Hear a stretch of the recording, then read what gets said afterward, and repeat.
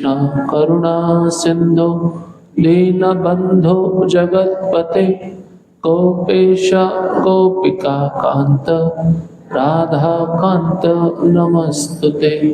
तप्त कांचन गौरांगी राधे वृंदावनेश्वरी वृषभानुसुते देवी प्रणमामि हरिप्रिये। वाञ्छाकल्पतरुभ्यश्च कृपा सिन्धुभ्येव च पतितानां पावनेभ्यो वैष्णवेभ्यो नमो नमः।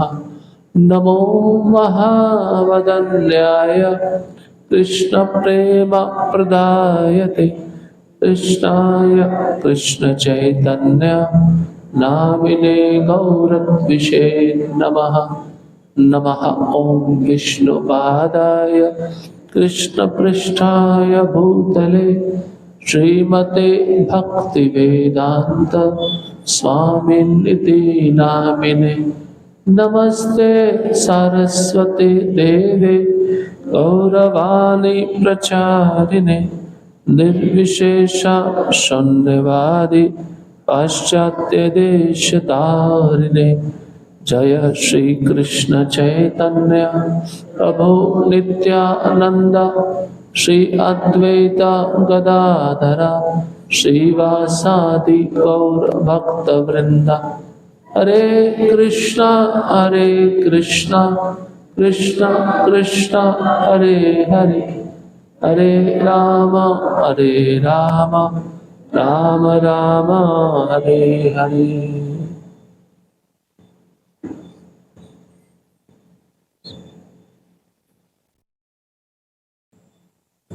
हरे कृष्णा। सभी का स्वागत है भगवत गीता कोर्स में या गीता सार के कोर्स में। तो बहुत सारे भक्तों को थोड़ा गीता जटिल लगता है ना, समझते हैं? जटिल मतलब मुश्किल। उसमें बहुत सारा फिलॉसफी दिया है, बहुत सारा सिद्धांत दिया है, बहुत सारा तत्व दिया है। अर्जुन को भी समझ में नहीं आया था कुछ समय के लिए, जबकि अर्जुन हमेशा कृष्ण के साथ में रहते थे। हमारी तो कलयुगी बुद्धि है, इतना जल्दी समझ में नहीं आएगा, लेकिन प्रभुपाद जी ने जो भगवत गीता लिखी है वो पूरा भक्ति पे आधारित है, उसको समझना बहुत आसान है। इसलिए आज पहला दिन है भगवत गीता कोर्स का। तो आज के दिन हम थोड़ा परिचय जानेंगे भगवत गीता के विषय में, और आज के दिन ही हम पहले 6 अध्याय कवर करने का प्रयास करेंगे सारांश रूप में। ठीक है, 6 अध्यायों में क्या क्या बताया गया, मेन चीजें क्या बताई गई हैं और हमें क्या करना चाहिए। तो पहले के जो 6 अध्याय हैं वो कर्म योग कहलाते हैं, है ना, और बीच के जो 6 अध्याय हैं 7 से 12 वो भक्ति योग कहलाते हैं, और अंतिम के जो 6 अध्याय हैं अध्याय क्रमांक 13 से 18 वो ज्ञान योग कहलाते हैं। तो भक्ति योग को भगवान ने कर्म योग और ज्ञान योग के बीच में रखा है, क्योंकि भक्ति कैसी है? गुह्य है। भक्ति विशेष है, गुह्य है, महत्वपूर्ण है, इसलिए महत्वपूर्ण वस्तु को छिपा के रखना पड़ता है। तो भक्ति योग को भगवान ने बीच में रखा, किसके? कर्म योग के और ज्ञान योग के। तो इस भगवत गीता में सबसे पहले बद्ध जीव जो होता है वो कैसे कर्म योग तक पहुंचता है, कर्म योगी से फिर वो ज्ञान योगी कैसे बनता है, ज्ञान योगी से फिर वो अष्टांग योगी कैसे बनता है, और अष्टांग योगी से फिर वो भक्ति योग में कैसे प्रवेश करता है, इसको भी हम समझेंगे। अब मान लीजिए जो क्रमिक विकास बताया है बद्ध जीवन से भक्ति योग तक का, अगर इसी के बीच में किसी भक्त का संग मिल जाए तो क्या होता है? फिर बीच के योग करने की आवश्यकता नहीं होती, डायरेक्ट वो भक्ति योग में प्रवेश कर सकता है। इसलिए भक्ति की ये सुलभता है। और भगवत गीता ना कर्म से समझी जा सकती है, ना ज्ञान से समझी जा सकती है। भगवत गीता केवल भक्ति से ही समझी जा सकती है ना। तो चाहे कर्म योग हो, ज्ञान योग हो, इसमें भक्ति का रहना बहुत आवश्यक है। तभी कृष्ण क्या संदेश दे रहे हैं हमको समझ में आएगा। ठीक है, अब थोड़ा परिचय जानते हैं भगवत गीता के विषय में कि भगवत गीता क्या है। आप सभी जानते हैं भगवत गीता 5000 वर्ष पूर्व भगवान कृष्ण ने अर्जुन को कहां पर सुनाई थी? कुरुक्षेत्र के युद्ध भूमि में सुनाई थी। और भगवत गीता ऐसा ग्रंथ है जो पूरी तरह से परब्रह्म के विषय में वर्णन करता है, परम सत्य के विषय में वर्णन करता है। परम सत्य कौन है? भगवान श्री कृष्ण है, परम सत्य वही है। और इस भगवत गीता पे बहुत सारे लोगों ने टीकाएं लिखी हैं। कई राजनेता लोग हैं, कई वैज्ञानिक लोग हैं, कई दार्शनिक लोग हैं, उन सब ने टीका लिखी है। लेकिन सबसे महत्वपूर्ण टीका शिल प्रभुपाद जी की है, जिसका नाम प्रभुपाद जी ने दिया जशी आए तशी। जैसा कृष्ण ने सुनाया वैसा ही प्रभुपाद जी ने लिखा और उसको वैसा ही जनता को प्रदान किया। और भगवत गीता में 700 श्लोक हैं। ये महाभारत का एक अंग है। महाभारत में भीष्म पर्व आता है, तो भीष्म पर्व का अध्याय क्रमांक 25 से लेकर 42 तक इसमें पूरा भगवत गीता का वर्णन है। व्यास देव जी ने वेदों का चयन किया, उपनिषदों को लिखा, वेदांत सूत्र को लिखा, पुराणों को लिखा, महाभारत को भी लिखा। किसके कल्याण के लिए? हम सब जीवों के कल्याण के लिए। अब महाभारत में एक भाग आता है भीष्म पर, उसमें भगवत गीता बताई गई है। तो महाभारत पूरा कहानियों से भरा हुआ है, लेकिन भगवत गीता फिलॉसफी है। उस फिलॉसफी को भगवान ने छिपा के रखा और ऊपर से महाभारत में जो कहानियां बताई गई हैं उस पर लेपन कैसा किया? एक मिश्री का लेपन कर दिया। नीचे जो अंदर की जो दवाई है वो भगवत गीता है, मेन दवाई जो कड़वी होती है। ऊपर से महाभारत का जो लेपन किया है कहानियों का, वो मिश्री है। कम से कम महाभारत पढ़ने के बाद वो भगवत गीता तो पढ़ेगा। कड़वी दवाई थोड़ी जाएगी तो उसका जो रोग है, भवरोग है, वो दूर होगा। और भगवत गीता सभी वेदों का सार है। इसको गीतोपनिषद भी कहते हैं। 108 उपनिषद हैं। उन 108 उपनिषदों में गीता उपनिषद सबसे महत्वपूर्ण माना गया है। अब उद्देश्य क्या है भगवत गीता का? भगवान ने अर्जुन को भगवत गीता क्यों सुनाई? तो यहां पे बताया गया है कि जो मानवता है उसको अज्ञान से बाहर निकालने के लिए। भगवान को पता था अब कलयुग आने वाला है, कलयुग में जितने जीव हैं सब अज्ञानी रहेंगे, अंधकार में रहेंगे, तमोगुण में रहेंगे। तो उस अज्ञान रूपी जीव को उस तमोगुण से कैसे बाहर निकाला जाए? तो इसलिए भगवान ने अर्जुन को माध्यम बनाकर भगवत गीता सुनाया।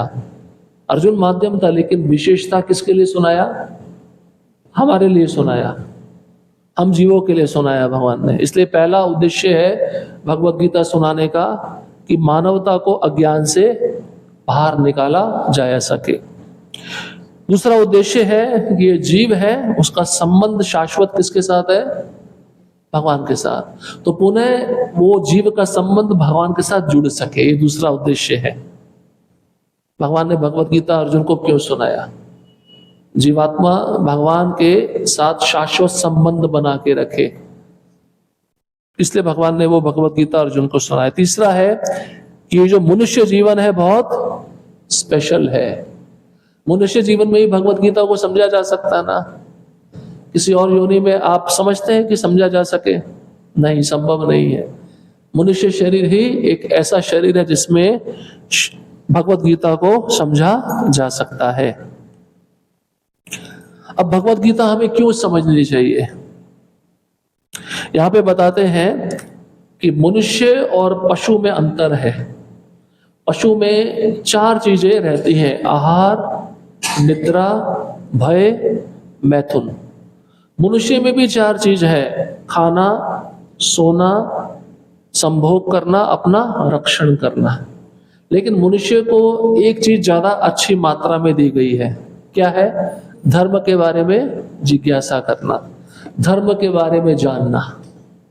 इसलिए ये भगवत गीता क्यों समझनी चाहिए, धर्म क्या है, और मनुष्य जीवन में जो हमें एक विशेष उपलब्धि मिली है जिज्ञासा करने की, जिज्ञासा के माध्यम से वो व्यक्ति भगवत गीता को समझ सकता है। ठीक है।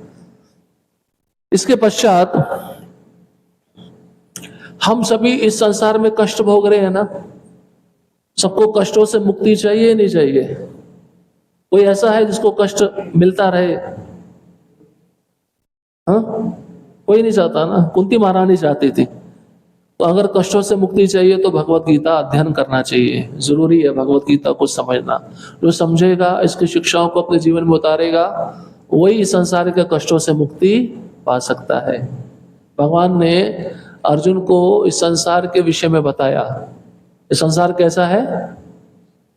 दुखालयम अशाश्वतम। मैं अभी पूछता हूं ना, भक्तों को याद रहता, तुरंत बताते हैं। शायद अनुभव भी होता होगा दुखों का। दुखालयम अशाश्वतम। अच्छा, दुखों से मुक्त होना है, कष्टों से मुक्त होना है, इसलिए भगवत गीता समझना जरूरी है ना। और कहते हैं भगवत गीता को कैसे समझा जाए। भगवत गीता को एक परंपरा के माध्यम से समझना चाहिए। गुरु परंपरा है प्रामाणिक, इसमें गुरु आते हैं, गुरुजन आते हैं जो दीक्षा देते हैं। यही भगवत गीता का ज्ञान भगवान ने अर्जुन को परंपरा के माध्यम से दिया है। वो भक्त जो परंपरा में है, जो परंपरा से जुड़ा हुआ है, जो वेदों के निष्कर्ष को जानता है, जो कृष्ण का अनन्य भक्त है, उसी के मुख से हमें भगवत गीता सुननी चाहिए। तभी भगवत गीता हमें जल्दी समझ में आएगी। और खाली सुनना नहीं है, इसके उपदेशों को अपने जीवन में उतारना भी है। अब भगवत गीता में 5 मुख्य विषय हैं: प्रकृति, काल, कर्म, जीव, ईश्वर। ये पांचों के विषय में भगवत गीता में विस्तार से बताया गया। प्रकृति मतलब ये जो संसार हम रह रहे हैं, इसको प्रकृति कहा गया है, जो हमारा इच्छा की पूर्ति करती है।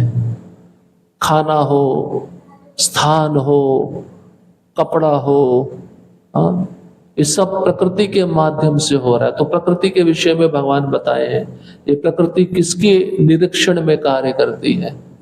प्रकृति के बाद आता है काल। काल मतलब समय। काल के अनुसार ही सभी चीजें परिवर्तित होती है ना।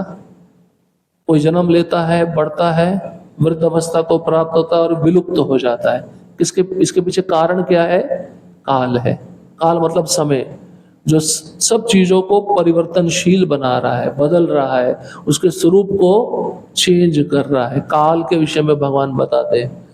भगवान बोलते हैं काल हो अस्मि, मैं काल हूँ, और काल के रूप में मैं सबका भक्षण कर जाता हूँ। काल मतलब मृत्यु। तो प्रकृति हो गया, काल हो गया, जीव। जीव मतलब हम सब जीव जो भगवान के अंश हैं।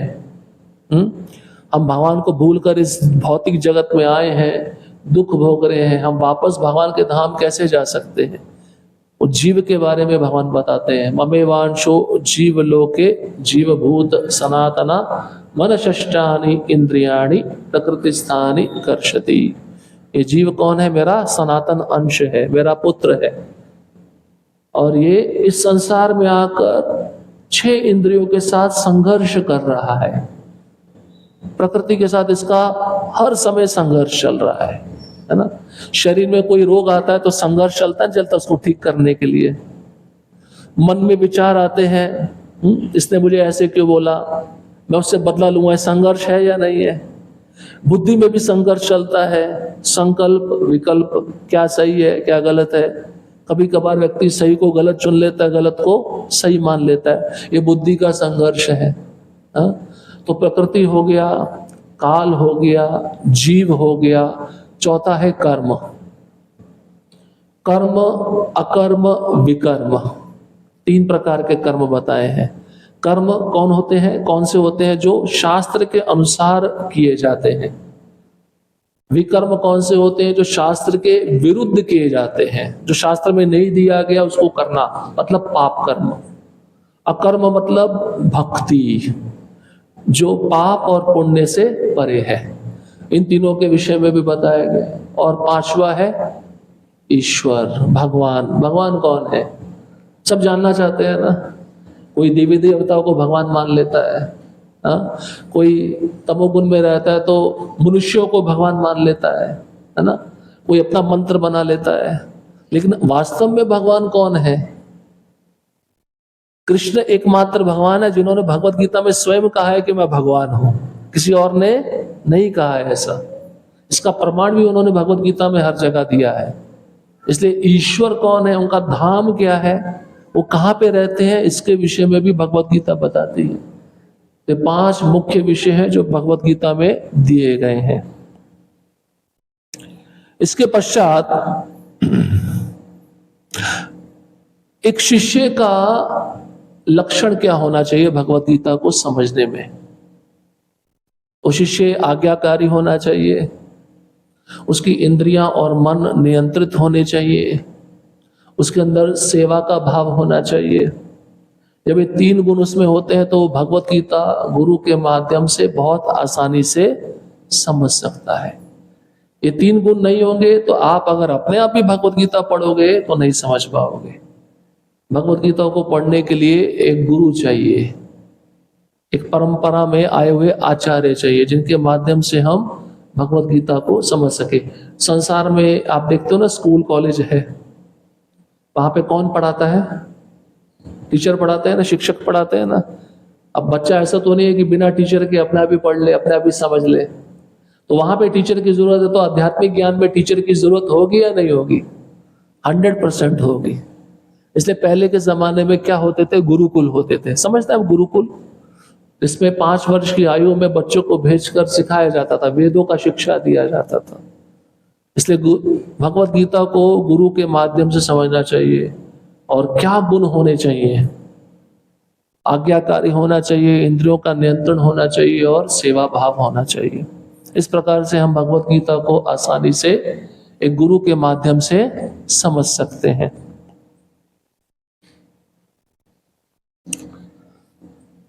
और बताते हैं कि 2 मार्ग हैं, एक आरोह पंथा, एक अवरोह पंथा। आरोह पंथा होता है नीचे से ऊपर तक जाना, अवरोह पंथा होता है ऊपर से नीचे की तरफ में आना। तो जो परंपरा में ज्ञान होता है वो भगवान से प्रारंभ होकर नीचे परंपरा में आता है, शिष्य तक आता है, उसको हम और अच्छे से समझ सकते हैं। लेकिन नीचे से ऊपर का ज्ञान प्राप्त करना हो तो हमें अपने बलबूते पे करना पड़ता है, जो कि संभव नहीं हो पाता।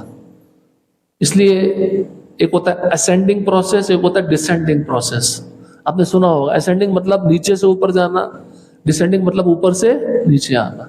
तो ये आध्यात्मिक ज्ञान की जो सीढ़ी है वो डिसेंडिंग प्रोसेस है, ऊपर से नीचे आना परंपरा के माध्यम से। ऐसे भगवत गीता को समझा जा सकता है। अब प्रश्न ये है कि अर्जुन भगवान के साथ में रहते थे, है ना। अब भगवान के साथ में जो रह रहा है उसको कभी समस्या तो नहीं आनी चाहिए, लेकिन अर्जुन को भी समस्या आई। कौन सी समस्या आई? किसकी समस्या आई अर्जुन को? नहीं, भवरोग की तो समस्या सबकी है। उससे पहले अर्जुन के मन में क्या जिज्ञासा उत्पन्न हुई थी?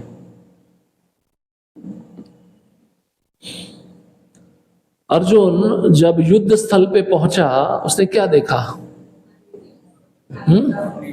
अपने परिजनों को देखा ना, और उसके मन में क्या विचार आया? मुझे इनके साथ लड़ाई करनी है ना। आजकल तो घर घर में परिजनों के साथ लड़ाई होती है, कुरुक्षेत्र जाने की आवश्यकता नहीं है ना। लेकिन आप सोचिए उस लड़ाई का कितना भयंकर परिणाम हुआ। तो अर्जुन ने जब देखा कि मुझे मेरे परिजनों के साथ लड़ना होगा और इनको मार के मैं सुखी बनूंगा, ये कैसे संभव हो सकता। और उसमें कौन थे? उनके गुरु थे द्रोणाचार्य, और उनके पितामह भीष्म थे, जिन्होंने उनको बचपन से पाला था, प्रेम किया था। अर्जुन ने जब देखा तो उनके मन में क्या उत्पन्न हुआ? मोह उत्पन्न हो गया। मोह मतलब ये तो मेरे सगे संबंधी हैं, ये तो मेरे परिजन है, इनको मैं कैसे मार सकता हूं। फिर अर्जुन ने कृष्ण को क्या कहा, मैं भिक्षा मांग के खा लूंगा लेकिन युद्ध नहीं करूंगा। भगवान ने पूरा स्टेज सेटअप कर दिया युद्ध के लिए। हाँ, टीचर ने एक शिष्य को पूरी तरह से भरतनाट्यम सिखा दिया। अब शिष्य अंत में बोलता है मैं नाचूंगा ही नहीं। तो भगवान ने जान के किया ऐसा, अर्जुन के मन में मोह पैदा किया, क्योंकि भगवत गीता सुनानी थी, आत्मा का ज्ञान सुनाना था। इसलिए देखा जाए वास्तविक गीता दूसरे अध्याय से शुरू होती है। पहले अध्याय में तो अर्जुन का शोक है, अर्जुन के बहुत सारे प्रश्न हैं, मैं युद्ध क्यों नहीं करूंगा, है ना। अर्जुन के जीवन में इतनी बड़ी समस्या आई, लेकिन वो समस्या हल कैसे हुई? भगवत गीता सुन के हुई ना, ध्यान तो लोग सुना। तब अर्जुन ने कहा करिष्ये वचनम तव, आप जैसा बोलोगे मैं वैसा करूंगा। ऐसे हमारे भी जीवन की समस्याओं का हल हम भगवत गीता में ढूंढ सकते हैं। जब भी हम निराश होते हैं, जब भी हम मोहित होते हैं, हमें किसका आश्रय लेना चाहिए? भगवत गीता। और भगवत गीता क्या है? भगवान के मुख से निकला हुआ गीत है, वाणी है, भगवान के द्वारा उच्चारण किए गए दिव्य शब्द हैं। जब उसका आश्रय हम लेंगे तो क्या होगा? हम बहुत आसानी से अपने कष्टों को खत्म कर सकते हैं, नष्ट कर सकते हैं। इसलिए पहले अध्याय पे आएंगे। इस भगवत गीता के पहले अध्याय का नाम है सैन्य निरीक्षण। सैन्य निरीक्षण मतलब जब अर्जुन गया, अर्जुन ने कृष्ण को बोला मेरा रथ दोनों सेनाओं के बीच में खड़ा कर दो, मैं देखना चाहता हूं मेरे साथ कौन युद्ध करने के लिए आया है। तो भगवान ने पता क्या किया? भगवान ने ट्रिक किया। भगवान बहुत चालाक है। भगवान ने किसके सामने जाके खड़ा किया रथ? भीष्म पितामह द्रोणाचार्य के सामने जाके खड़ा किया। दोनों से ज्यादा प्रेम है, उसी को देखकर इसके मन में मोह पैदा होगा। तो भगवान ने जब रथ खड़ा कर दिया, अर्जुन देख रहा है सभी मेरे परिजन हैं, सभी मेरे सगे संबंधी हैं, इनको मुझे मारना है। तो जैसे अर्जुन की दृष्टि भीष्म पितामह में पड़ती है, गुरु द्रोणाचार्य में पड़ती है, तो उसका मन पिघल जाता है। अर्जुन कौन है? भक्त है ना। भक्त कभी भी किसी को कष्ट नहीं पहुंचा सकता, हिंसा नहीं कर सकता। ऐसा नहीं कि भक्त बहुत नम्र होता है, हिंसा कभी करता नहीं, अगर समय पड़े तो हिंसा भी करता है।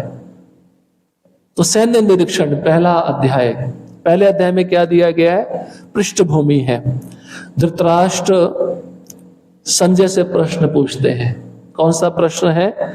धर्म क्षेत्रे कुरुक्षेत्रे समवेता युयुत्सवा मामकः पांडवाश्चैव किम अकुर्वत संजय।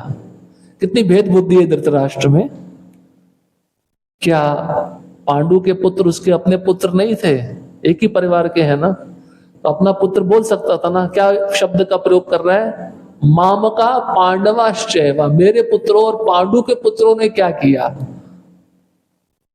वहां पे पहुंचकर इन दोनों ने क्या किया। अब धृतराष्ट्र चाहता था कि उसके पुत्रों को ही राज्य मिले, ठीक है, और अपने पुत्रों की विजय की संभावना के प्रति वो संदिग्ध था। संदिग्ध समझते हैं? उसको गारंटी नहीं थी कि मेरे पुत्रों को विजय मिलेगी या नहीं मिलेगी। क्यों? क्योंकि उसके पुत्र किस मार्ग पे चल रहे थे? अधर्म के मार्ग पे चल रहे थे। और संदिग्धता इससे भी उत्पन्न होती है। युद्ध कहां पे हो रहा था? कुरुक्षेत्र। और कुरुक्षेत्र कौन सा क्षेत्र है? धर्म क्षेत्र है। तो जब धर्म क्षेत्र में युद्ध होता तो धर्म की विजय होगी ना। और एक बात, पांडवों के पक्ष में कौन है? कृष्ण है। तो जहां कृष्ण रहेंगे विजय उसी पक्ष की होने वाली है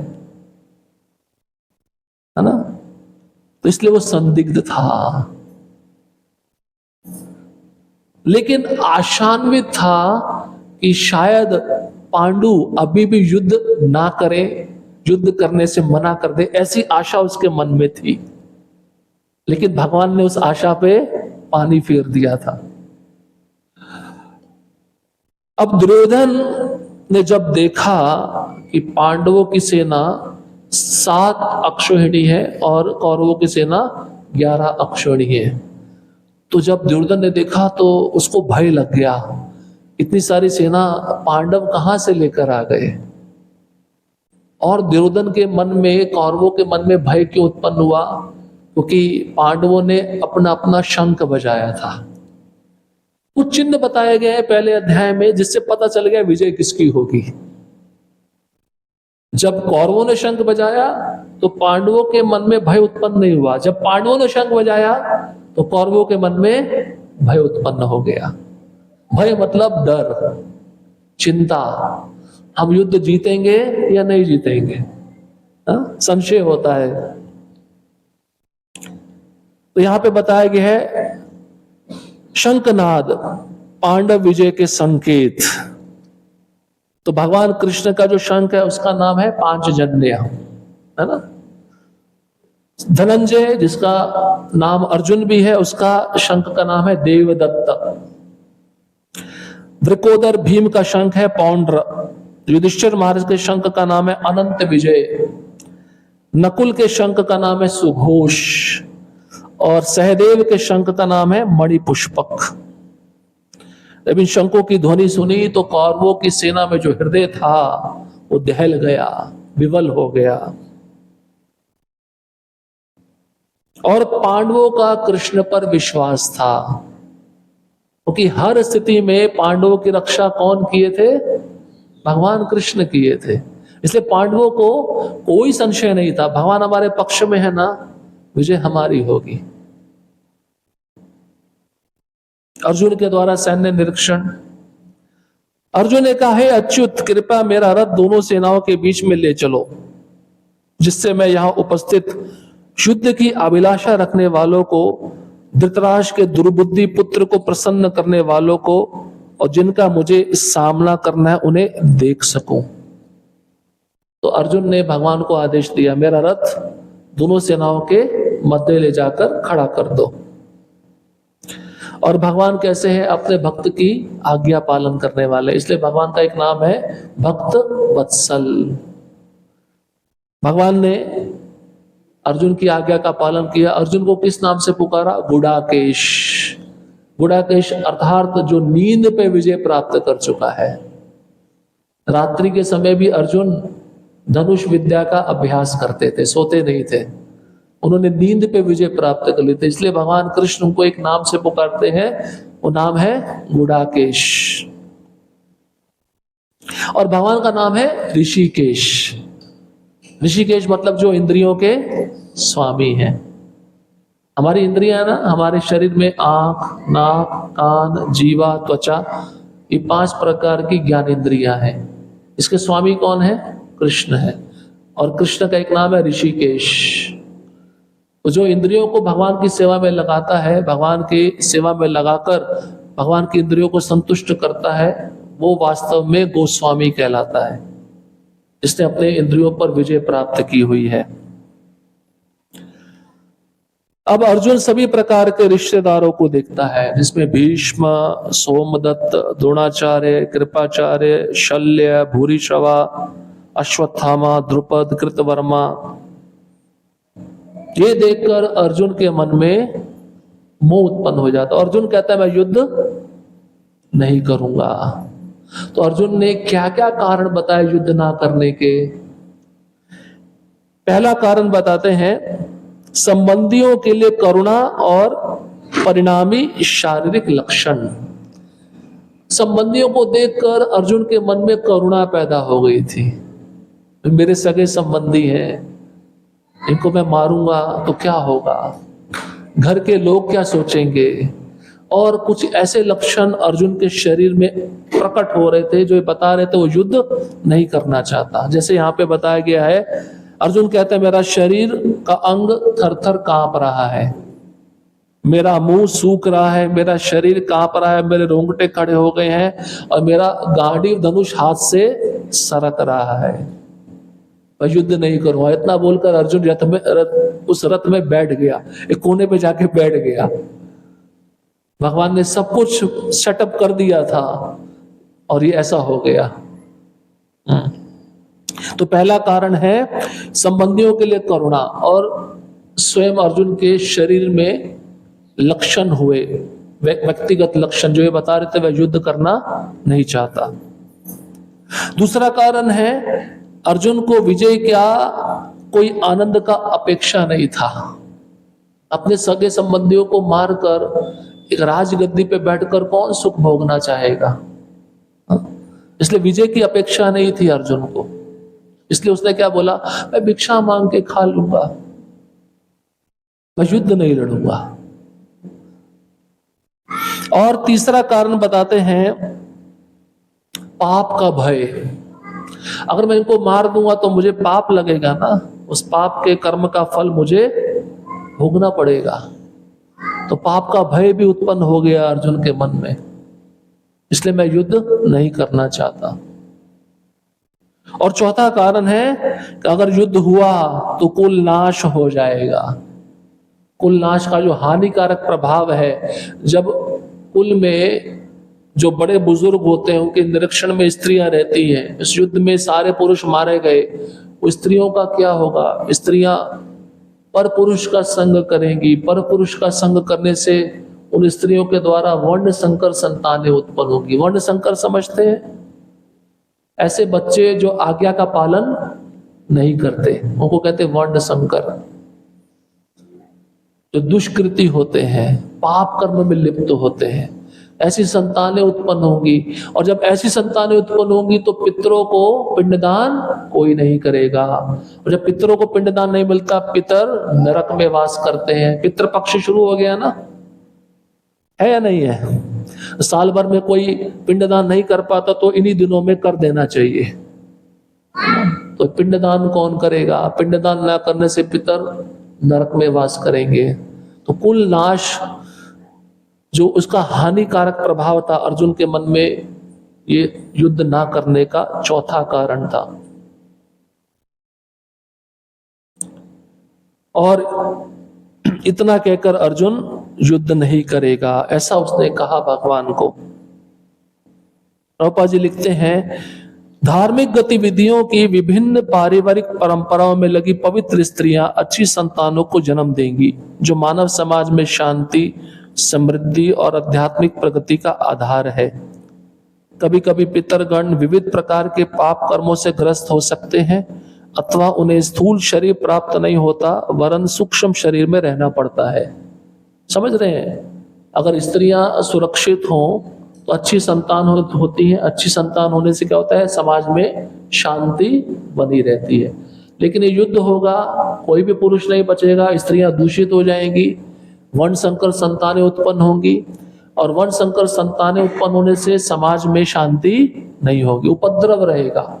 और पितर अगर नरक में जाएंगे तो कभी कभार उनको स्थूल शरीर नहीं मिलेगा, मतलब वो भूत के शरीर में भी रहेंगे, प्रेत के शरीर में रहेंगे।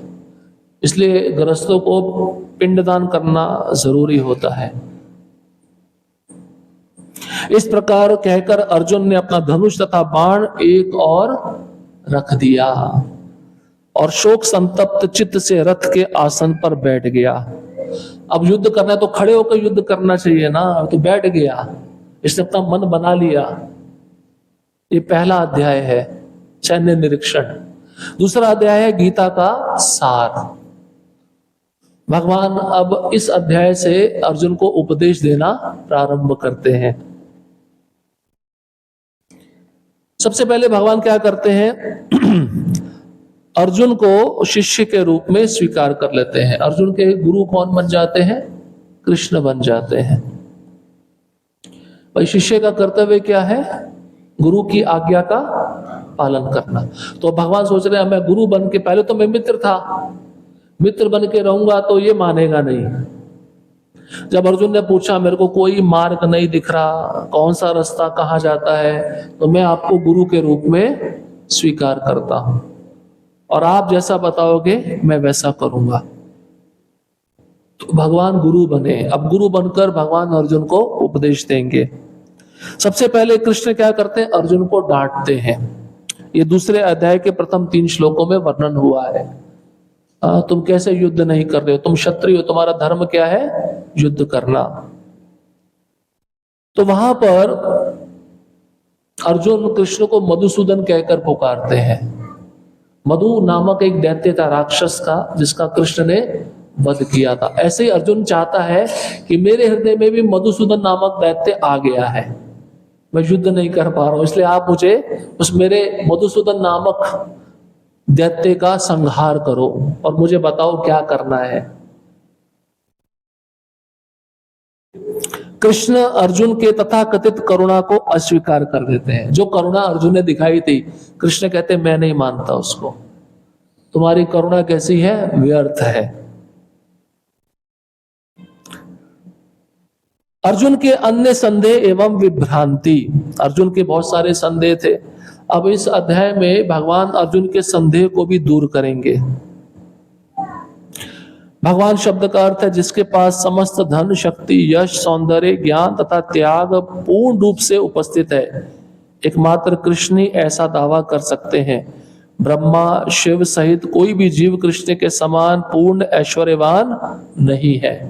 ब्रह्म संहिता एवं श्रीमद् भागवतम का निष्कर्ष है कि कृष्ण ही पूर्ण पुरुषोत्तम भगवान है। तो ब्रह्मा जी ने कहा, ईश्वर परमः कृष्ण सच्चिदानंद विग्रह अनादिर आदिर गोविंदा सर्व कारण कारणम। ईश्वर कौन है, परमेश्वर कौन है, कृष्ण है। उनका विग्रह कैसे है, सत चित आनंद, और सभी कारणों के परम कारण वही है, सर्व कारण कारणम।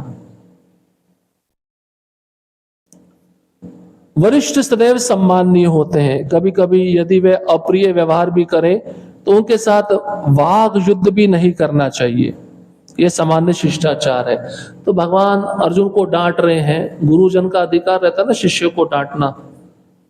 तो अगर शिष्य को डांट पड़ रही है तो शिष्य का कर्तव्य क्या है, उस गुरु की दी हुई डांट को प्रेम पूर्वक स्वीकार कर ले।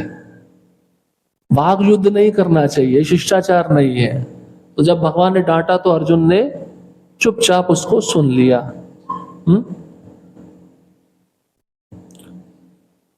अब अर्जुन का भ्रम क्या है, क्या वह युद्ध करे जो उसके लिए कर्तव्य नियत किया गया है। हम जानते हैं ना, 4 वर्ण है, 4 आश्रम है। तो 4 वर्णों में ब्राह्मण, क्षत्रिय, दूसरा वर्ण कौन सा है, क्षत्रिय। तो अर्जुन कौन है, क्षत्रिय। क्षत्रिय का धर्म क्या है, युद्ध करना। अब वो युद्ध भूमि में आया तो युद्ध करना चाहिए, उसका कर्तव्य यही है। तो अर्जुन का भ्रम ये है कि वो कर्तव्य युद्ध पूर्ण करे या अनावश्यक हिंसा का कारण बने। भाई मैं इतना हिंसा करूंगा, ये सब मरेंगे, उसका कारण मैं ही बनूंगा ना, मैं युद्ध करूं या नहीं करूं, वो भी भ्रम में है। क्षत्रिय का धर्म है युद्ध करना, लेकिन राज्य की गद्दी के लिए इन सबको मारूं, ये अच्छा नहीं है। तो उसके मन में भी संशय है। फिर कहते हैं क्या वह युद्ध से विमुख होकर भीख मांगकर जीवन यापन करे, एक भिक्षुक बन जाए, मतलब विरक्ति को दर्शाए। वैसे भी विजयी होना निश्चित नहीं है। अर्जुन क्या सोच रहा है, हमारे पक्ष में कृष्ण तो है लेकिन हमारी ज्यादा सेना नहीं है, तो पता नहीं हमारी विजय होगी। ये भ्रम भी अर्जुन के मन में आ गया था, विजय होगी या नहीं होगी। और बताते विजय भी पराजय ही है, क्योंकि संबंधियों का वध करके हम सुखी नहीं रह सकते। अगर मैंने युद्ध करके जीत भी लिया तो मैं किसके साथ सुख भोगूंगा, मेरे परिजन तो मेरे साथ में नहीं रहेंगे। तो ये भ्रम अर्जुन के मन में आ रहा है युद्ध ना करने के कारण। कभी कभार हमारे मन में भी भ्रम पैदा होते हैं ना, ये करूं या ना करूं, ये करूंगा तो ठीक होगा या नहीं होगा, है ना। अब अर्जुन कृष्ण की शरण ग्रहण करते हैं। अर्जुन कृष्ण को गुरु के रूप में स्वीकार करते हैं। बड़ा प्रसिद्ध श्लोक है, कार्पण्य दोषो प्रहता स्वभावा पृच्छामि त्वाम धर्म सम्मूढ़ चेता यच्छ्रेयस्या निश्चितं ब्रूहि तन्मे शिष्यस्तेहं शाधि मां त्वां प्रपन्नम। अब मैं आपका शिष्य हूं और आपका शरणागत जीव हूं, कृपया मुझे निर्देश दे। देखिए, जब तक अर्जुन शिष्य नहीं बना तब तक भगवान कुछ नहीं बोले, उसका सुनते रहे। लेकिन जैसे ही भगवान ने गुरु की पदवी संभाली, उसी समय भगवान ने अर्जुन को उपदेश देना शुरू किया। भगवान भी एटिकेट जानते हैं, शिष्टाचार जानते हैं। गुरु बने वो किसी को उपदेश देते नहीं है, लेकिन जब गुरु का पद उन्होंने स्वीकार किया, अर्जुन को उपदेश देना प्रारंभ किया। गुरु का अर्थ क्या है? शिष्य को उपदेश देना, शिष्य को सही मार्ग पे लाना। अर्जुन कह रहा है कि मेरी इंद्रियों को सुखाने वाले, इस शोक को दूर करने वाला कोई साधन मुझे नहीं दिखता। चाहे मैं देवताओं के अधिपत्य के समान समृद्ध निष्कंटक राज्य भी क्यों ना जीत लूं। अर्जुन कह रहा है मतलब अगर मैं देवताओं के साथ युद्ध करके भी राज्य ले लूं, तब भी मुझे इस युद्ध में कोई अच्छा परिणाम नहीं दिखता है। मैं उस राज्य को भोग कर बिना संबंधियों के क्या करूंगा। भाई राज्य को आनंद लेना तो कुछ साथ में चाहिए ना, परिजन चाहिए। अब परिजन ही साथ में नहीं रहेंगे तो मैं अकेला गद्दी लेके क्या करूंगा।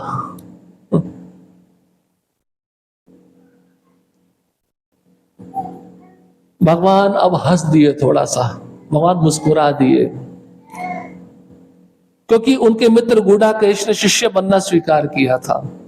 फिर भी उन्होंने अपने स्मित हास्य को दबा दिया और तुरंत गुरु की भूमिका को ग्रहण किया और अपने शिष्य को डांटते हुए गंभीरता पूर्वक बातें की।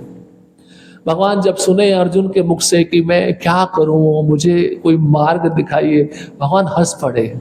थोड़ा सा स्मित हास्य दिया, हास्य को दबा दिया, लेकिन गुरु का पद स्वीकार किए थे, अब डांट रहे हैं। क्या कहते हैं? अर्जुन अनावश्यक विलाप मत करो। तुम पंडितों जैसी बातें तो करते हो लेकिन पंडित नहीं हो, भगवान कह रहे हैं, है ना। कभी कभार लोग बड़ी बड़ी बातें करते हैं लेकिन जीवन में कोई आचरण नहीं होता। तुमको पंडित मानना चाहिए? नहीं। जो बोल रहा है अपने जीवन में करे तो उसको हम पंडित भी माने, ज्ञानी भी माने। लेकिन अर्जुन बड़ी बड़ी बातें तो कर रहा था लेकिन भगवान के आदेश का पालन नहीं कर रहा था, इसलिए उसको पंडित नहीं कहा गया।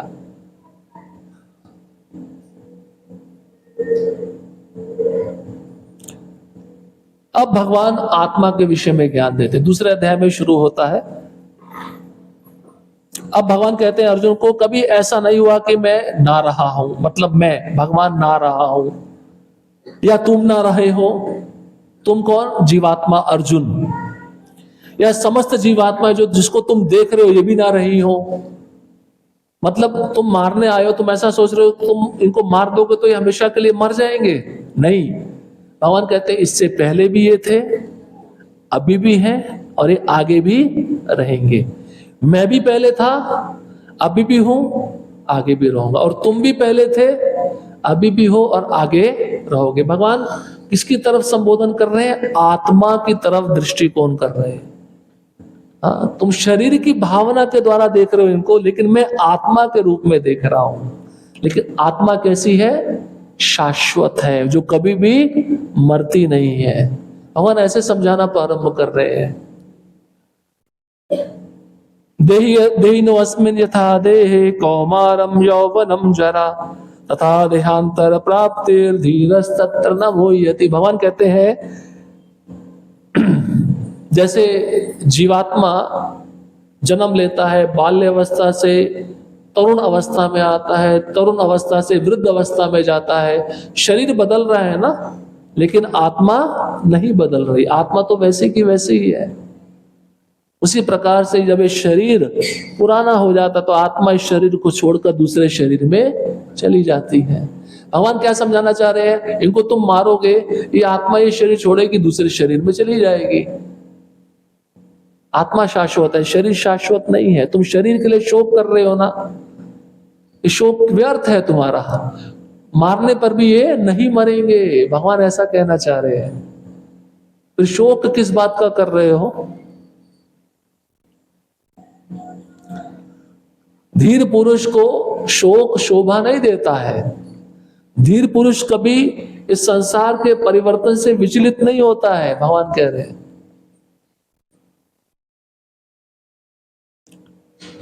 बल्कि एक व्यक्ति देहांतर से प्रसन्न होता है। चलो ये बूढ़ा शरीर था, इसके योग्य नहीं था, इसने शरीर बदलकर दूसरे शरीर में वो चला गया, उसको नया शरीर मिल गया। जैसे आप पुराने कपड़े होते हैं, फटे हुए कपड़े होते हैं, उसको फेंक देते हो ना और नए कपड़े पहन लेते हो।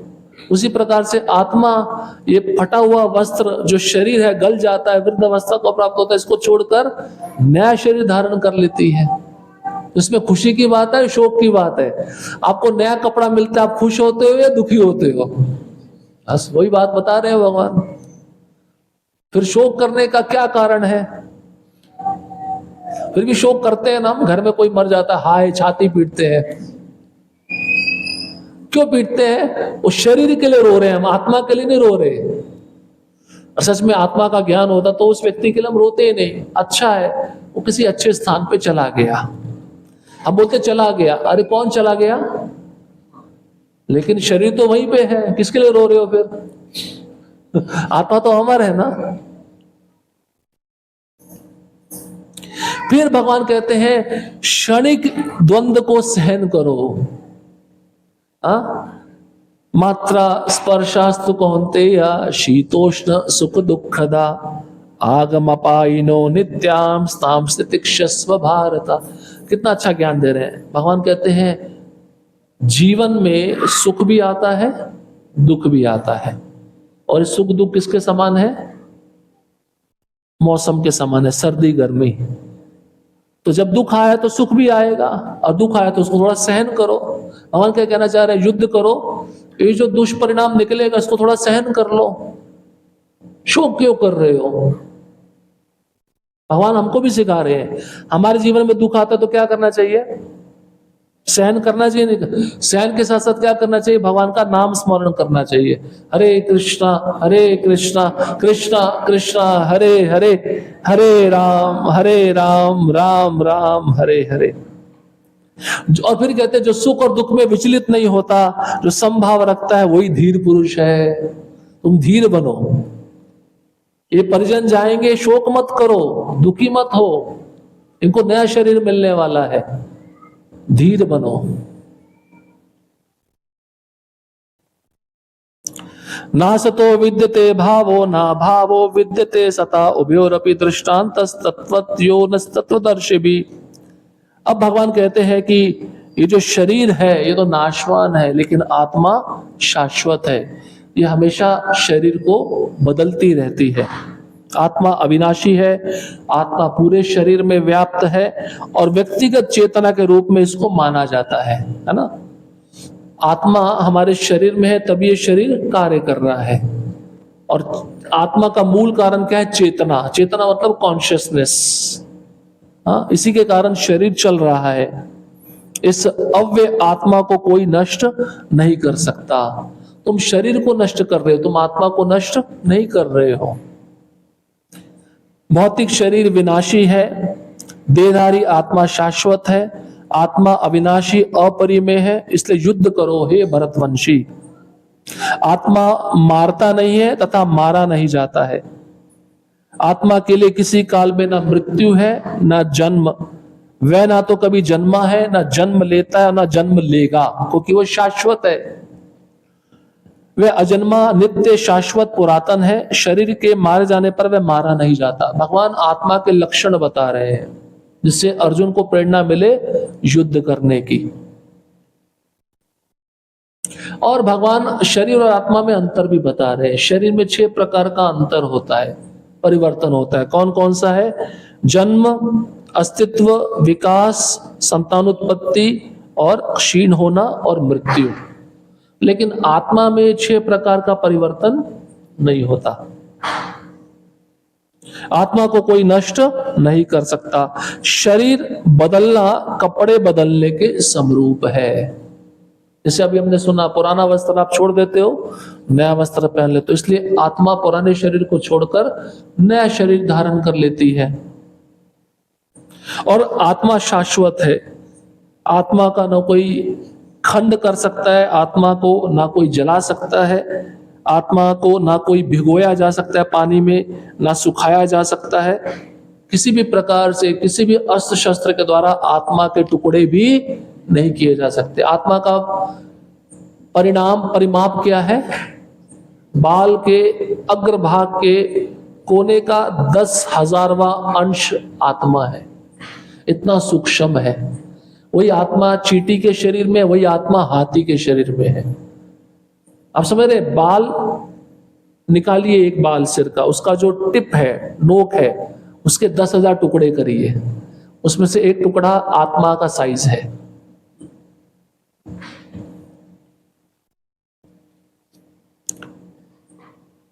और भगवान कहते हैं जिसका जन्म है उसकी मृत्यु निश्चित है, और जिसकी मृत्यु है उसका जन्म निश्चित है।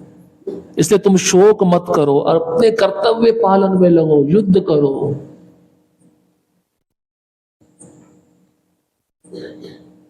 आत्मा के विषय में भगवान और बताते हैं, ये आत्मा को जब कोई व्यक्ति सुनता है तो आश्चर्य में पड़ जाता है।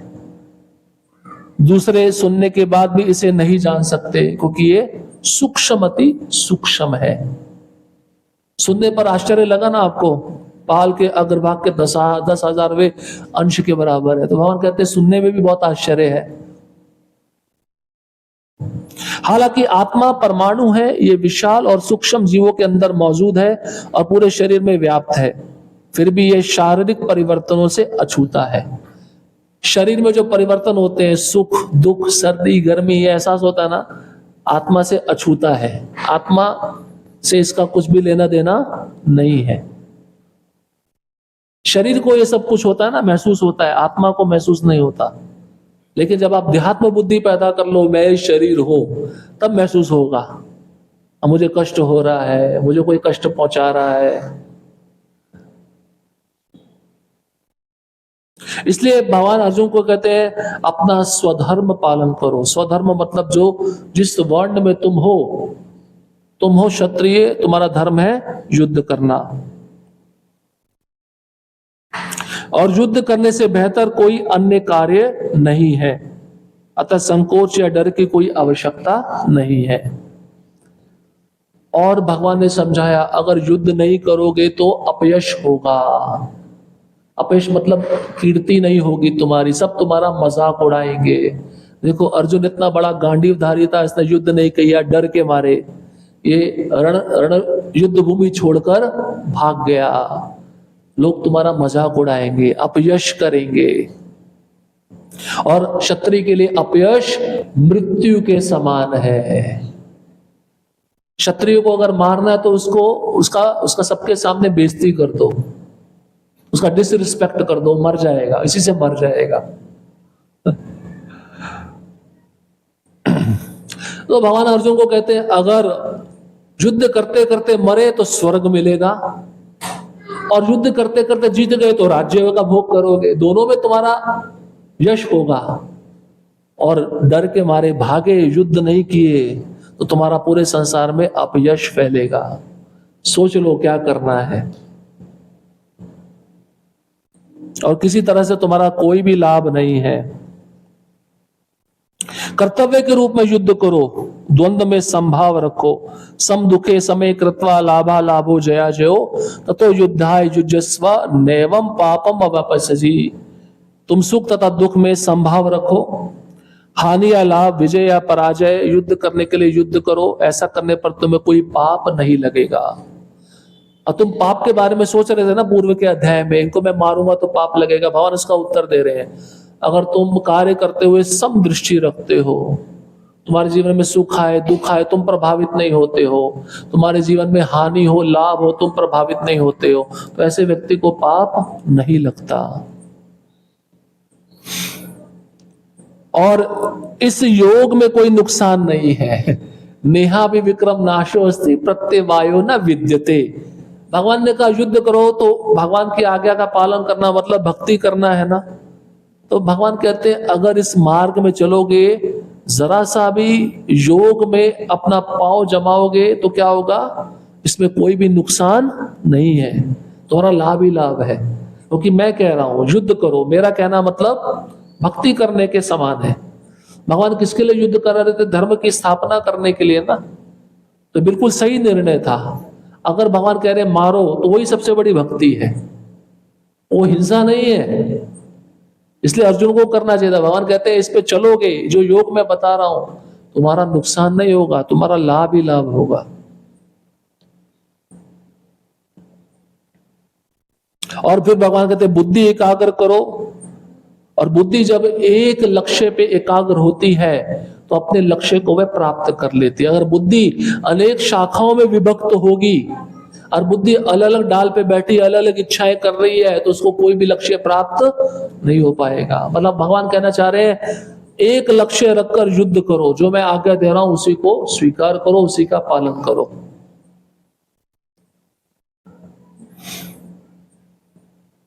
अब भगवान कहते हैं कर्मण्येवाधिकारस्ते मा फलेषु कदाचन। ये श्लोक बड़ा प्रसिद्ध है ना, सबको याद रहता है। हाँ, कर्म करो, कर्म करो, तुम्हारा अधिकार है, लेकिन कर्म का फल किसको अर्पित करो? भगवान को। कोई कर्म का फल अर्पित करता है क्या? कर्म का फल स्वयं ही खा लेते हैं हम। भगवान कहते हैं युद्ध करो, हानि लाभ जो होगा, विजय पराजय होगी, उसका वो मत रखो मन में, वो मेरे पे छोड़ दो, मैं डिसाइड करूंगा। कर्म करने के अधिकारी तुम हो, लेकिन फल के भोक्ता तुम नहीं हो। विद्यार्थी होता है, प्रैक्टिस करता है ना परीक्षा के लिए, अच्छा है ना, बहुत मेहनत करता है। अब वो ये एक्सपेक्ट करे मेरे 96% आ जाए, वो तो जितना उसने मेहनत की उसके अनुसार ही भगवान उसको फल देंगे ना। तो फल भगवान पर छोड़ देना चाहिए, फल की अपेक्षा नहीं करनी चाहिए। अर्जुन को ये भी था ना, भ्रम था ना, पिछले अध्याय में हमने सुना, अगर मैं युद्ध करूंगा तो क्या होगा, परिणाम निकलेगा, मैं हार भी सकता हूं, हार गया तो क्या होगा, मेरा तो भगवान बोलते हैं हारो या जीतो, तुम अपना कर्तव्य निभाओ, बाकी जो फल है मुझ पर छोड़ दो, मैं डिसाइड करूंगा। मैं देखता हूं कि कौन सिंसियरली अपना कार्य कर रहा है। इसका मतलब भगवान कह रहे हैं फल से विरक्त होकर अपना कर्म करो। योगस्थ कुरु कर्माणि संगम त्यक्त्वा धनंजय सिद्ध्या सिद्ध्यो समो भूत्वा समत्वम योग उच्यते। योग में स्थित होकर अपना कर्म करो। योग मतलब जो मैंने बताया, युद्ध करो। हे अर्जुन, समस्त आसक्ति का त्याग कर दो। समस्त आसक्ति किसके प्रति? इन परिजनों के प्रति। जय अथवा पराजय को संभाव रखो, जीत होगा या हार जाओगे इसमें समदृष्टि रखो। ऐसी समता योग कहलाती है।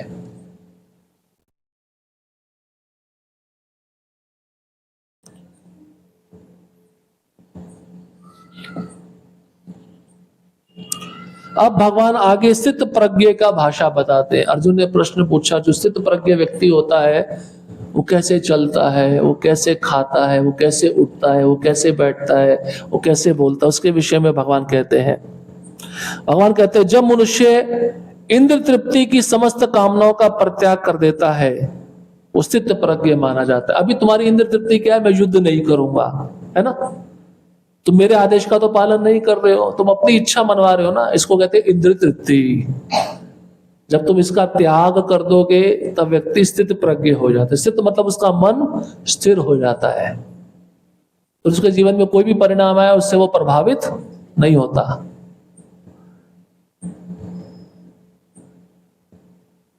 तीन प्रकार के दुखों के बीच वह मन में अविचलित रहता है। तीन प्रकार के दुख मतलब ताप, आध्यात्मिक, आदि भौतिक, आदि दैविक। आध्यात्मिक मतलब जो मन से उत्पन्न हुए कलेश होते हैं। आदि दैविक मतलब जो देवताओं के द्वारा दिए जाते हैं। आदि भौतिक मतलब जो दूसरे जीवों के द्वारा दिए जाते हैं। तीन प्रकार का ताप उसको मिलता है, फिर भी वो विचलित नहीं होता, वो स्थित प्रज्ञ है। कोई है ऐसा व्यक्ति इस संसार में? फिर भगवान कहते हैं खुशी होने पर वो प्रसन्न नहीं होता। उसके जीवन में सुख आ गया, सुख आ गया, अब तो बहुत ही आनंद है, मजा है, वो प्रभावित नहीं होता। स्थित प्रज्ञ वह मोह भय और क्रोध से मुक्त होता है। स्थित प्रज्ञ, उसके मन में कोई चिंता नहीं, कोई भय नहीं, कोई क्रोध नहीं। ऐसे व्यक्ति को स्थिर मन का मुनि कहा जाता है। उसने अपना मन स्थिर कर लिया है। आप देखते हो ना, जब एक कैंडल जलती है उसके ऊपर जो लौ होती है, हवा के कारण हिलती रहती है ना, हिलती है ना, हिलती है, वो स्थिर है? स्थिर नहीं है। आप उस हवा से बचाने के लिए उसको कवर कर दो, उसकी लौ एकदम सीधी जलेगी, वो स्थिर और लौ होती है। मतलब उस भक्त का लक्ष्य बिल्कुल सटीक होता है, मुझे भगवत धाम जाना है इसी जन्म में, मैं कृष्ण का भक्ति ही करूंगा। और कैसे करूंगा? निष्काम भाव से करूंगा, चाहे जीवन में कुछ भी हो। और वो मन में कुछ फल लेके भक्ति नहीं करता है, कोई सेवा नहीं करता है, उसको कहते हैं स्थित प्रज्ञ। भगवान अर्जुन को युद्ध करने के लिए भी कह रहे हैं और मन को कैसे स्थिर किया जाए ये भी बता रहे, क्योंकि मन विचलित है ना। अभी जो कारण पूर्व के अध्याय में अर्जुन ने बताए थे, मैं युद्ध क्यों नहीं करूंगा, 4 कारण बताए थे, इसका मतलब मन विचलित है। भगवान उस विचलित मन को ठीक करने के लिए ये उपदेश दे रहे हैं। अच्छाई तथा बुराई को प्राप्त करता हुआ भी इससे प्रभावित नहीं होता। दुनिया के किसी कोने में रहे तब भी अप्रभावित रहता है। कोई उसकी प्रशंसा करे तब भी खुश नहीं होता, कोई उसकी निंदा करे तब भी दुखी नहीं होता। उसको स्थित प्रज्ञ बोला गया है। कितना कठिन है स्थित प्रज्ञ होना, है या नहीं है? ये सारी कंडीशन फॉलो होनी चाहिए तब वो स्थित प्रज्ञ कहलाएगा। अब भगवान कहते हैं, कछुए का उदाहरण देकर कहते हैं, जैसे कछुआ जब खतरे को देखता अपने अंगों को सिकोड़ लेता है ना, ऐसे एक योगी को खतरे को भांप कर अपने इंद्रियों को अंतर्मुख कर लेना चाहिए। मतलब नहीं देखना चाहिए, जो गलत वस्तु आ रही है सामने तो मत देखो, आंख बंद कर लो। आपके पांव बोल रहे हैं सिनेमा जाना है, मत जाओ, उधर मत लेके मत जाओ पांव को, है ना। आपके हाथ बोल रहे हैं बाहर का होटल का रेस्टोरेंट का खाना है, वहां पे लेके मत जाओ। कहते कछुए की प्रवृत्ति। और जब कछुए को दिखता है खतरा नहीं है, वो अपनी इंद्रियां बाहर निकाल लेता है, बहिर्मुख कर लेता है। ऐसे एक योगी को रहना चाहिए, एक भक्त को रहना चाहिए। संसार में उसकी इंद्रियों को विचलित करने वाला विषय दिख रहा है तो इंद्रियों को अंतर्मुख कर लेना चाहिए।